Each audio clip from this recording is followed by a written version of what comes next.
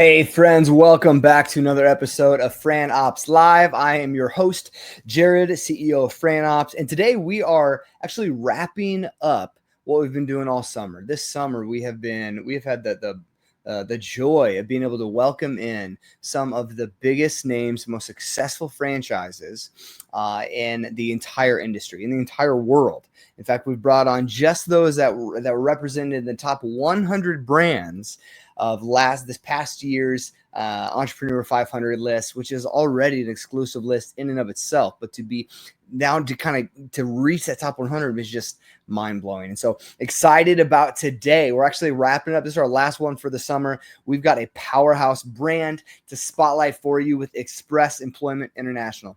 With over 860 franchise locations, Express is one of the most recognized names in the staffing and recruiting world. And joining me today is Melissa Davis, Managing Director of Franchising at Express Employment. And she's going to walk us through how this brand empowers franchise owners to not only build a successful business, but also to make a real impact by connecting people with meaningful work. Literally changing lives by doing that very thing. This conversation is going to be full of insights on the staffing industry. I'm excited to unpack those, but we're also going to take a dive into what it takes to thrive as an owner and why Express continues to stand tall as a top franchise opportunity. This is going to be a good one. Make sure you drop your questions in the chat so I can get those asked live to Melissa with whatever platform you're on, because today we're not just in our exclusive Facebook group for elite entrepreneurs and empire builders, but we're also live on LinkedIn and YouTube as well. Exciting stuff. So drop those questions in the chat here and we'll get those asked right away. I'm excited to get started. So let's dive right in. Melissa, welcome to Fran Opps Live. Let's franchise your future.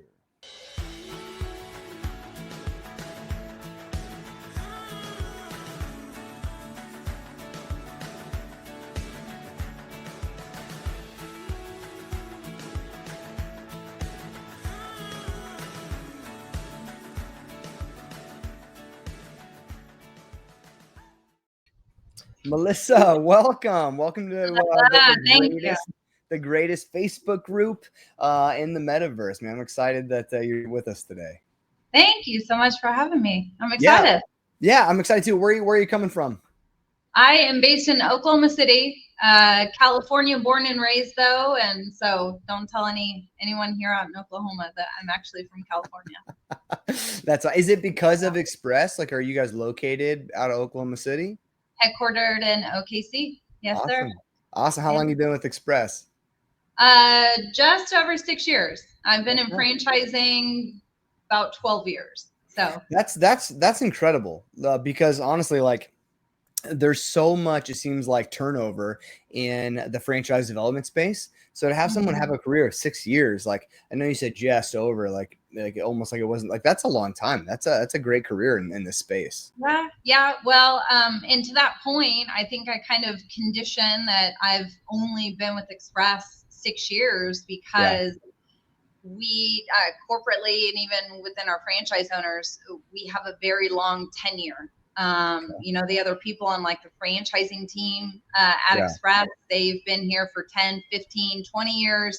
Yeah. Average tenure of ownership of our franchisees is more than 10 years. So yeah, I say only 6 because I'm kind of a baby by comparison. Yeah. So, yeah. Well, I think that tenure speaks that usually obviously is what builds such a healthy, thriving business. And I'm excited to unpack all that. But let's start with you. First of all, tell us a little bit more about yourself before you were doing Express. Where you come from? Yeah. So, I got my start in franchising by accident, which I think is how a lot of people stumble into it. The time. Yep. Yes. But my career in franchise development actually started on like the QSR, the restaurant side of franchising. So I started with a regional franchise group. They had a few different concepts underneath their umbrella. Oh, sure. International and domestic as well. So I kind of cut my teeth there with that company. I was with them for about 5 years. And then I switched from that company, and then I was with Sonic Drive-In. Oh, cool. And so still in the QSR space, but it was a great just career kind of arc going from a local kind of regionally based 300 unit concept to a big behemoth player in franchising, Sonic. Right. And then I was with Sonic and then made the jump from Sonic over to Express, which of course took me from like the restaurant side of the franchise industry over to the B2B service brand. Yeah. Okay. So tell us about that. Let's pretend people watching right now have never heard of Express. Tell us about the business and what it does. Yes. So one, I take no offense to people not having heard of Express. We kind of joke that it's one of the biggest franchise brands that unless you're likely a direct user of the service, you probably haven't heard of it. That's fair. Yeah. But Express Employment Professionals, we are a staffing franchise, and we are named the #1 staffing franchise by Entrepreneur. And we've held that ranking the last 14 consecutive years. So we're really proud of that. What is a staffing franchise? What's a staffing company do? Yeah. We're essentially our franchise owners and their local teams. They're the matchmaker locally between local companies who are looking to hire and people who are looking for jobs. So our franchise locations bring those two groups of people together. I kind of describe who we are and what we do as we're essentially a B2B sales business. And what we sell is staffing services and job opportunities. So at the heart of everything we do is people and sales. And so for those of you who are looking into business ownership, looking into franchising, Express kind of sits at the intersection of those two things. Okay. Gotcha. All right. So then for your, can you give us an update on where the company is in its growth trajectory and timeline there? Yeah. So the company itself, Express, was founded in 1983. Okay. And we started franchising in 1985. So this year we're celebrating 40 years of franchising. Yeah. I don't know. I need to do this sometime. Maybe do you know, like on average, how many franchises started in the 80s versus like the 90s versus like the last 5 years? Like it'd be interesting to know. I know that there's been a ton of growth in like the last 10 to 15 years.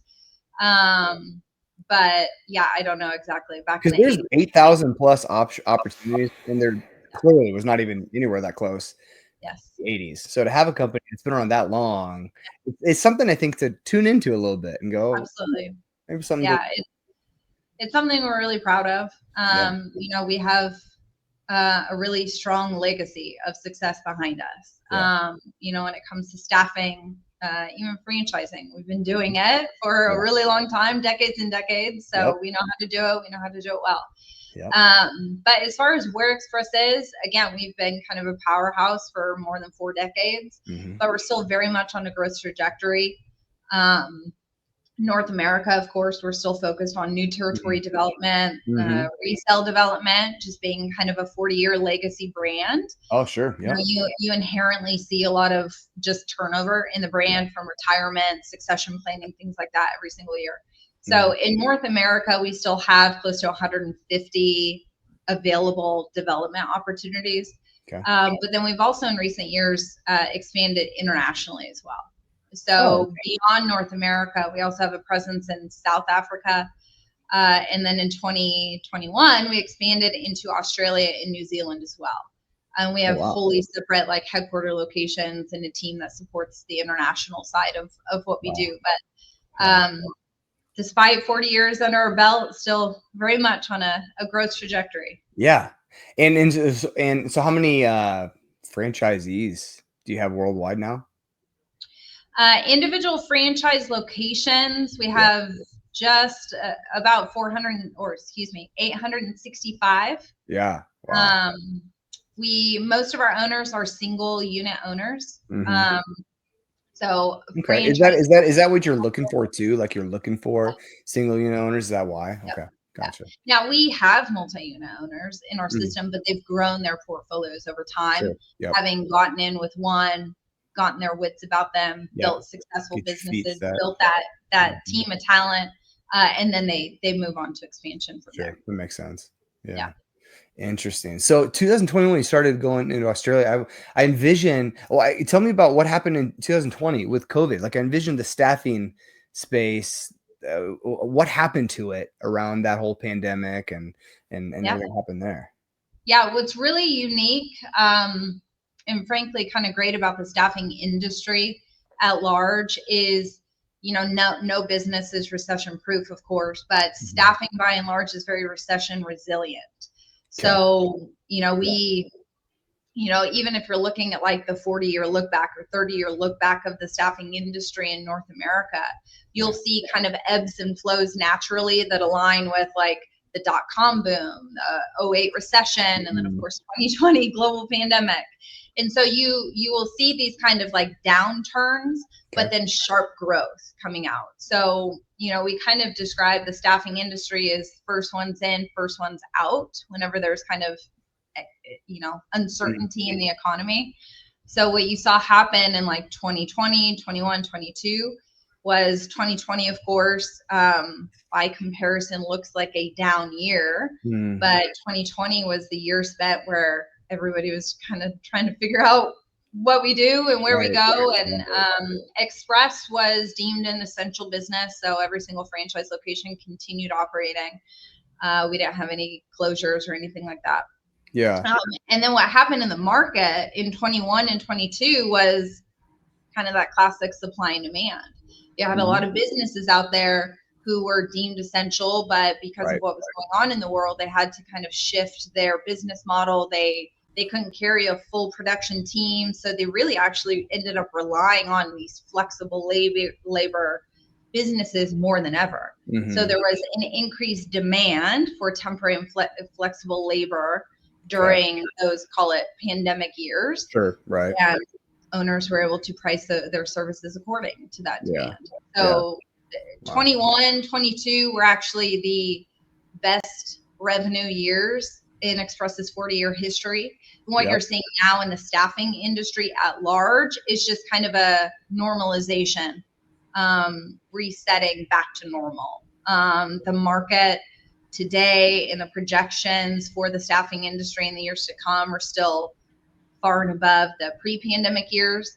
But 21, 22 were definitely good years to be in staffing. Interesting. Okay. Yeah, that's fascinating. And so what does that mean for where you're at now in 2025? Are you at a place where you're at the peak of that growth those years? Have you seen a dip and now ready to explode again? Where are we at or what's your guess? Yeah, it's still, it's kind of that normalization that we're seeing now. So if you put this year, 24, into comparison against 21, 22, which were such atypical outlier years that it looks like down years. But when you actually look at it truly in a broader perspective, like the last 5, 6, 7, 8 years, sorry, I'm getting a call. 5, 6, 7, 8 years, 24, 25 are still well above those pre-pandemic years. Yeah. Okay. Gotcha. So for your franchisees, how do they know that they are being successful? Do you guys have sort of measurements or metrics that you guys use to gauge where you want to see your franchisees be, and so that they know that they're on track with being successful as a franchise owner? Yeah, we are very process driven here at Express. We truly take a vested interest in making sure that our franchise locations are successful. Yeah. And of course, everyone defines success differently. For us, it's not just about how much money they're making, but are they fulfilled? Are they happy? Because there's so much purpose behind the profit in what we do. We help people find work. And so, but yes, we're very process driven. We do look at KPIs and metrics and things like that to make sure our franchise owners are growing or are positioning themselves for growth. An example of that, and it is something that we're proud of here at Express and means a lot to us and our franchise owners, is, of course, every franchise owner goes through new franchise owner training after they sign a franchise agreement. Yeah. But we also have a 2-year success track program that all new owners get enrolled into as well. Oh, okay. So they go through a full month of training where we teach them top to bottom how to run the business. And then they get enrolled in a 2-year coaching program to really make sure that across those critical to first years. Yeah. They're putting those foundational best practices in place. They're hitting their sales goals. They're incrementally hitting these benchmarks that we set up monthly, every 6 months, every quarter, across that first 2 years. And do you know like what kind of percentage of franchisees in the last few years are hitting those benchmarks? The majority of them. Yeah. The majority of them are. Yes. Yeah, that's awesome. What kind of owners are you looking for? I know you mentioned like the single unit, of course, but do they need to have the recruiting experience, maybe some sales experience? What kind of people are you looking for here? Yeah, so this surprises a lot of people I talk to, but fewer than 5% of our franchise owners had any kind of background in staffing, recruiting, HR before coming into Express. Wow. Okay. Those really, of course, that will help, of course, but our history of success and our training and support is built around people who don't have that experience. We're the staffing experts. So we'll teach you the staffing side of things. But what we look for in ideal owners, sales experience is great. We are a sales business. So top to bottom, everything that we do in this business every single day is seen through the lens of sales. Yeah. So someone who's either been in sales, outside, inside sales, led, managed sales teams, has worked for other B2B sales organizations, that experience and background translates really well into this business because they have that foundational understanding of sales. But also, ideal owners for us, again, full-time active owner operator. So they don't have any other active business ownership interests. They don't have any other employment outside of Express. They really are kind of, as we say, burning the boats to come into Express. That full-time commitment is really what it takes to build a successful business with us. Yeah. And because of the sales, because they are doing, as the owner, they are the ones largely doing the work. Is that fair to say? Like they are the initially, absolutely. Initially, yeah.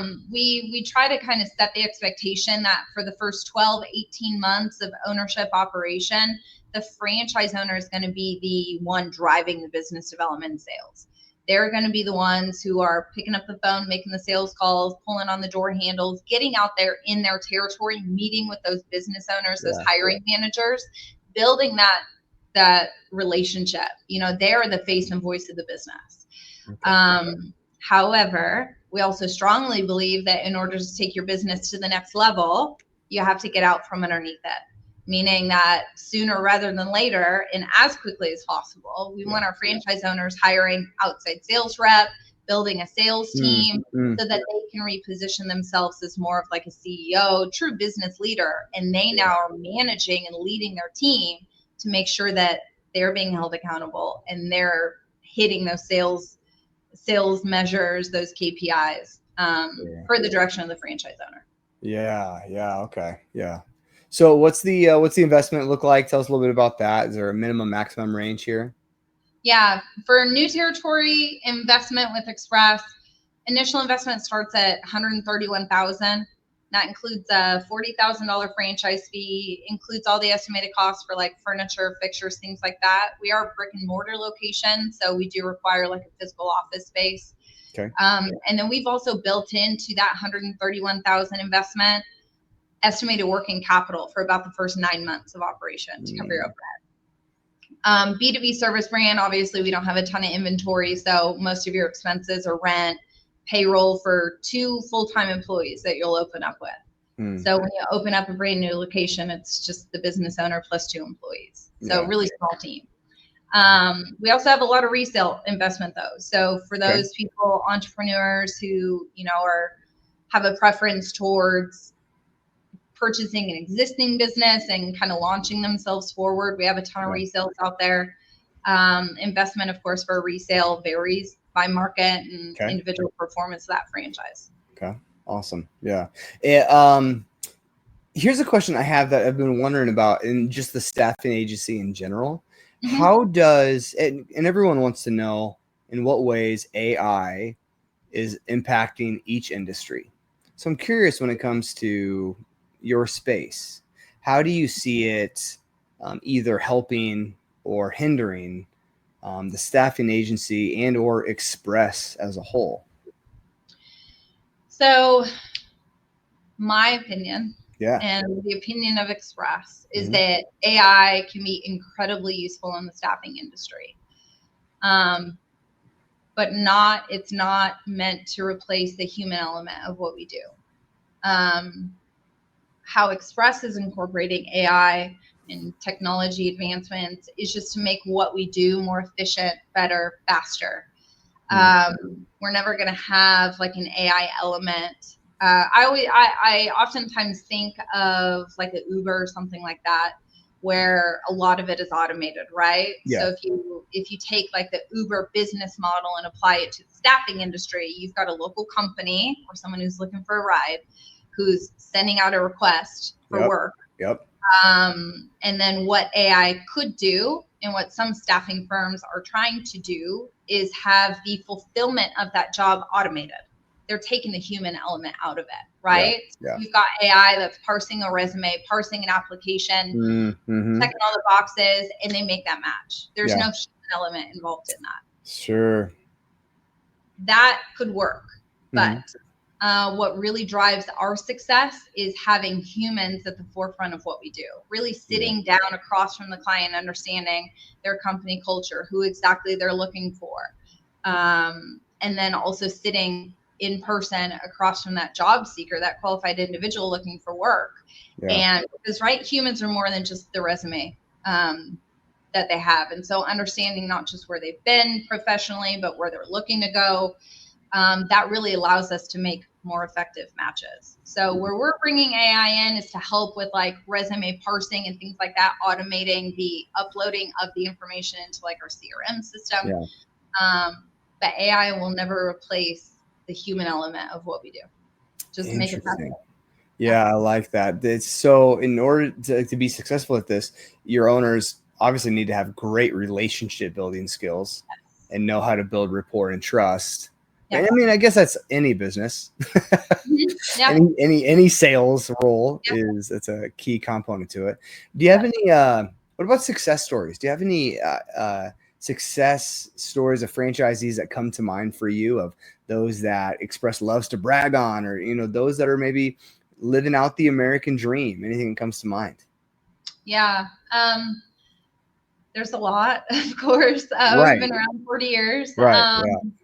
But one that comes to mind is, and I won't share his name publicly, but it's a franchise owner. He's been with the brand. He's been with us about 2 years, but he's our youngest franchise owner. He's 25 when he became a franchise owner, which is almost half the age of most business owners. Of franchise owners in general, not even Express, but that's wild. So his story is a really unique one. He was basically fresh out of college, looking to enter into a career. And here at Express, we have call it a mentorship program for young career professionals.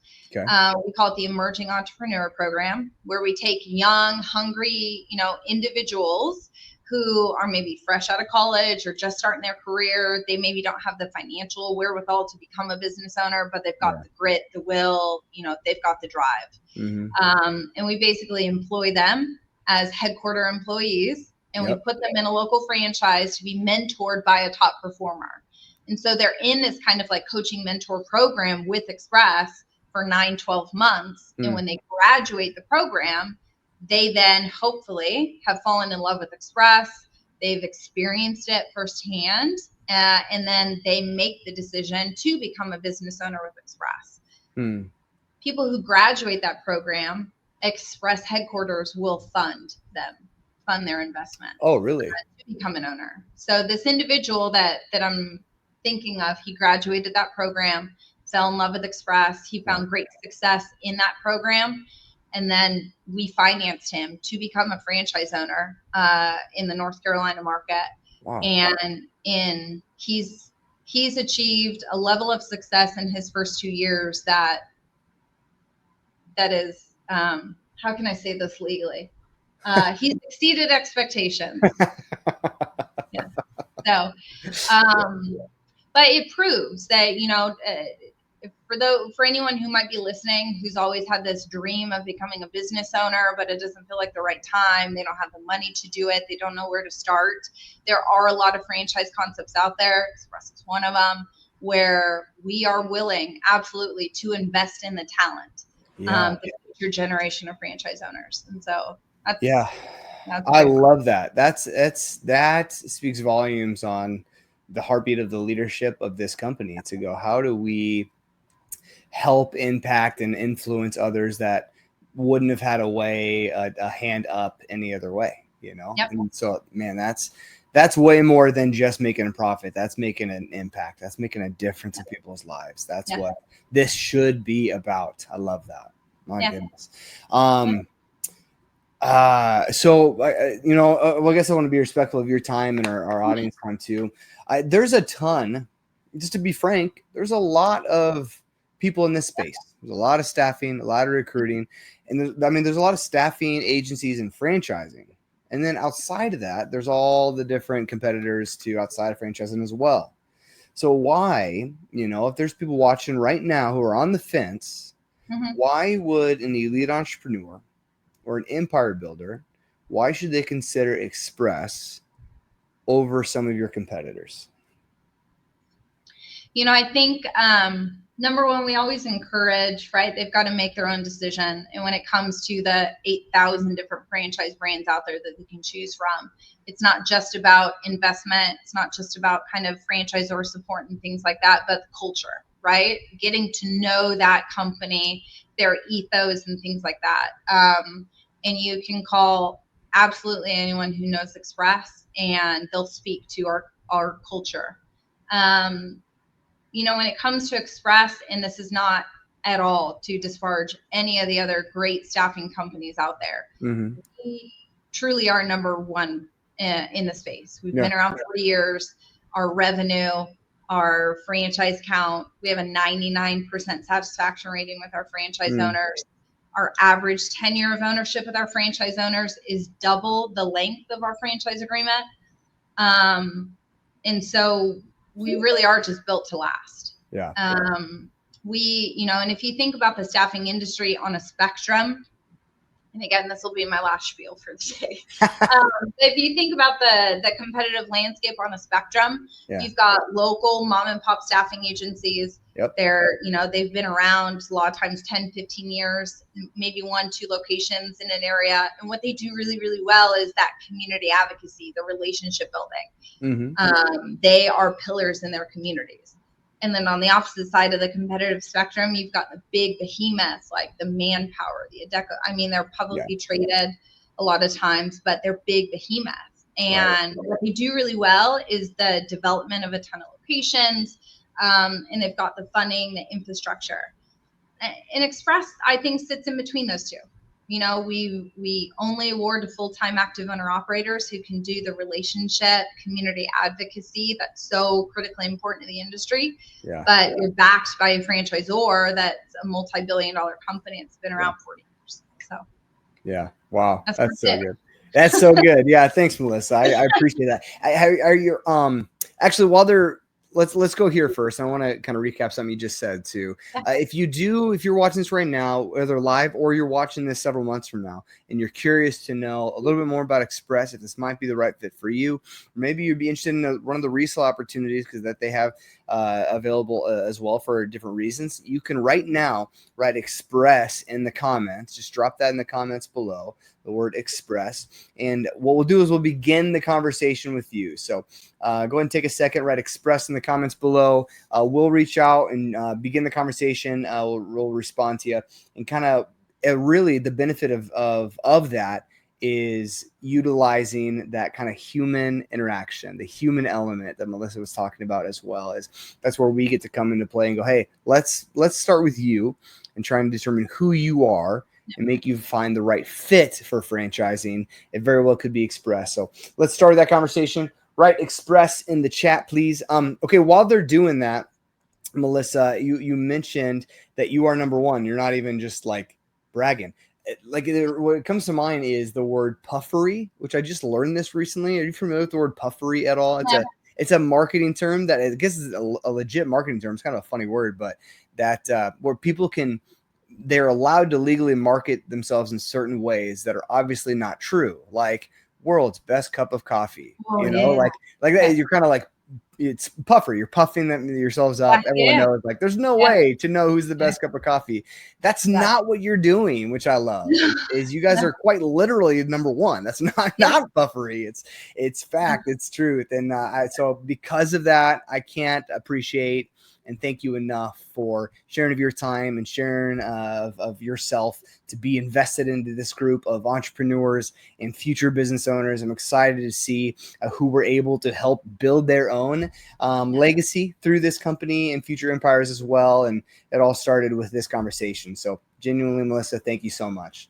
Thank you. Thank you so much. All right. Until then, we'll see you guys next time. Thanks for joining us. All right, Melissa, have a good one. Thank you too. Bye.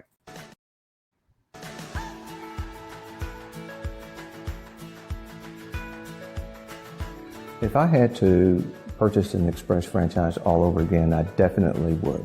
It is one of the best decisions I've ever made. I would definitely buy an express franchise again. It's been life-changing for my family.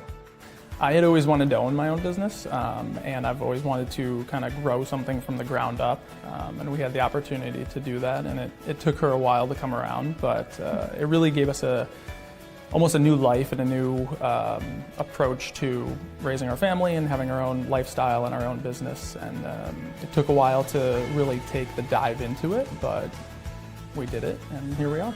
Yeah, looking back, I would definitely have bought the franchise again. I just would have followed the system a little bit closer. That would have been the only change I would put into it, because it would have shrunk the learning curve. But it absolutely would have done it again.